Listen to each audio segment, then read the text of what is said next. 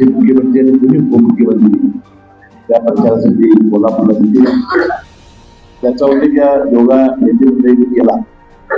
कोल्हापूर शहर हे देशात एक चांगलं शहर करण्यासाठी आणि सर्वांग सुंदर करण्यासाठी ज्या जनतेच्या अपेक्षा आहेत त्या पूर्ण करण्यासाठी ही युती प्रामाणिकपणानं काम तर करेलच.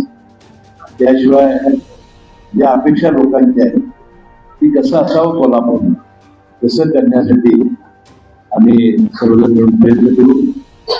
आणि आपल्याला माहिती आहे की राज्यामध्ये आणि केंद्रामध्ये सत्ता असल्यानंतर विरोधक कसा निधी आणणार आहे, विरोधक कसा विकास करणार आहे.